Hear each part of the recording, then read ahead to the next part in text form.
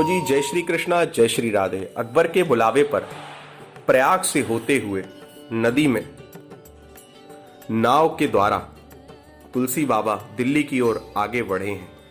प्रयाग से आगे उन्होंने अपना अगला पड़ाव डाला है ओरछा में।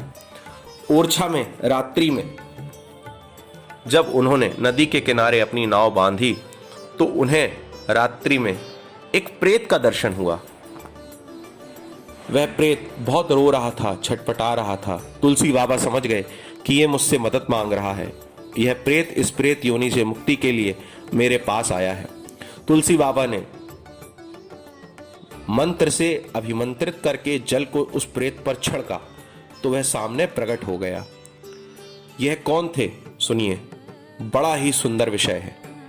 ये थे कवि केशवदास जी। ये कवि केशवदास जी जो थे ये ओरछा के राज दरबार में प्रधान कवि थे। एक बार तुलसी बाबा को ओरछा के राजा ने बुलाया था। तब ओरछा के राजा के बुलावे पर श्री तुलसीदास जी ओरछा में एक भवन में रुके थे। तुलसी बाबा के साथ सदा उनका एक सेवक रहता था जो द्वार पर ही रहता था। वह सेवक उस भवन के बाहर तुलसी बाबा के बैठे रहता था। ओरछा में प्रसिद्ध कवि केशवदास जी तुलसीदास जी के दर्शन करने के लिए आए। उस सेवक ने दौड़ करके तुलसीदास जी को बताया कि ओरछा राज के राजकवि श्री केशवदास जी आए हैं। तो तुलसी बाबा ने कहा कि प्राकृत कवि केशवदास जी को आने दो। ये शब्द कवि केशवदास जी के कानों में पड़ गए। प्राकृत कवि का मतलब होता है कि जो राजा के लिए ही कविताएं बनाता है उसे प्राकृत कवि कहते हैं। जैसे कि आजकल आपने देखा होगा पॉलिटिकल एडवाइजर होते हैं, उसी तरह पहले राजा को कवि कविताओं के द्वारा किस प्रकार से राजकाज संभालना है उसमें सहयोग करते थे। तो केशवदास जी को बड़ा दुख हुआ। वे तुलसी बाबा से मिले नहीं और मुड़ करके अपने घर की ओर चले गए।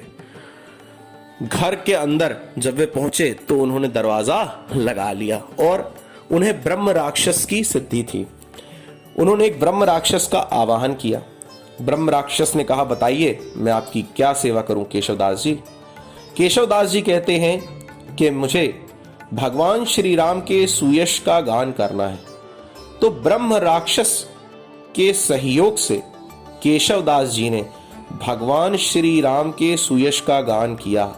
उस ग्रंथ का नाम है श्री रामचंद्र चंद्रिका। वह ब्रह्म राक्षस केशवदास जी के सामने प्रकट हुआ और रामचंद्र चंद्रिका के दिव्य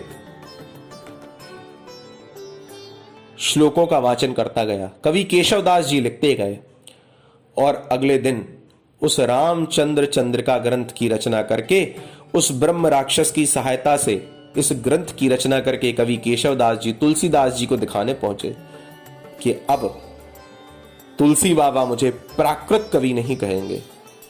जब बाबा तुलसी के सामने उनके भवन पर केशवदास जी पहुंचे तो फिर वही नजारा। तुलसीदास जी का जो सेवक द्वार पर बैठा था उसने उन्हें देखा और तुलसी बाबा से कहा कि कवि केशवदास जी आज फिर आए हैं। तो आज तुलसी बाबा ने क्या कहा सुनिए। तुलसी बाबा कहते हैं, भूतिया कवि केशवदास जी को आने दो, भूत कवि केशवदास जी को अंदर आने दो। यही शब्द तुलसीदास जी के केशवदास जी के कानों पर चले गए। केशवदास जी समझ गए कि तुलसी बाबा त्रिकालज्ञ हैं और वास्तव में उन्हें अपनी गलती का एहसास हुआ कि मैं एक लौकिक और साधारण कवि हूं। मैंने ब्रह्म राक्षस की सहायता से, ब्रह्म राक्षस अर्थात भूत, एक ब्रह्म राक्षस की सहायता से मैंने इस ग्रंथ का निर्माण किया है और ये तुलसी बाबा जान गए हैं। कवि केशवदास जी आकर के चरणों में गिर गए। संत का हृदय पसीज गया। तुलसीदास जी ने हृदय से लगाया, गले से लगाया और बोले, कोई बात नहीं, ब्रह्म राक्षस की ही सहायता से ही सही केशवदास जी आपने रामचंद्र चंद्रिका जैसे ग्रंथ का निर्माण किया है। कुछ दिन तुलसी बाबा ओरछा में रहे। केशवदास जी और तुलसीदास जी दोनों ही संत, एक दिव्य संत और एक प्राकृत संत, दोनों ही मिलकर के भगवान की कथाओं का चिंतन करते, कहते, सुनते, सुनाते कई दिन बीत गए। अब देखिए, यही कवि केशवदास जी आज प्रेत की योनि में तुलसी बाबा के सामने खड़े। तुलसी बाबा ने पूछा कि आप तो इतने बड़े कवि थे, आपने रामचंद्र चंद्रिका का गान किया था, आपको ये दुर्गति कैसे प्राप्त हुई? तो कवि केशवदास जी कहते हैं कि मेरे 4 मित्र थे और एक वेश्या थी।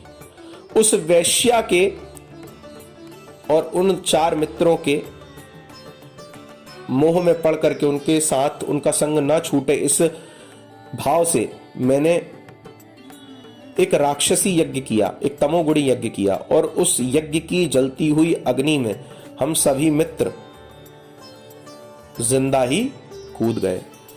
इस कारण हमें प्रेत योनि प्राप्त हुई, पर इस प्रेत योनि में बहुत कष्ट है। आप कभी गरुड़ पुराण पढ़िए, कभी कहीं होती हो तो गरुड़ पुराण सुनिए। गरुड़ पुराण में लिखा है एक लोक के बारे में, एक नरक है। उस नरक की जो धरती है वो तांबे की तरह होती है, और जितना सूर्य तपता है उतनी ही तपन, उतनी ही तपिश उस धरती पे होती है। उस धरती पर जब आदमी यहां से जाता है मर करके, तो अपने पापों के फलस्वरूप जब उस नरक में खड़ा होता है तो उसे इतनी तेज उसके पांव जलते हैं कि वो भागने लगता है। कई साल तक, कई वर्षों तक अपने पापों के कारण उस सूर्य के समान तपती हुई गर्मी में नंगे पांव भागता हुआ उस धरती पर वह भागता रहता है। केशवदास जी ने प्रेत योनि में जो जो कष्ट हुए थे तुलसी बाबा को बताए। तुलसी बाबा ने रामचरितमानस के कुछ चौपाइयों का, कुछ दोहों का गान करके, जल से अभिमंत्रित करके उन पर छिड़का, इससे उन्हें शक्ति आ गई। तुलसी बाबा ने कहा, केशवदास जी आप उसी रामचंद्र चंद्रिका का गान करें। रामचंद्र चंद्रिका का गान करते करते वही प्रेत केशव कविदास प्रेत योनि से मुक्त हो गए और उन्हें उत्तम लोकों की प्राप्ति हुई। तुलसी बाबा ने ओरछा के किनारे कवि केशवदास को प्रेत योनि से मुक्त कराया। इतना कह करके अब आगे का प्रसंग कल हम आपको सुनाएंगे।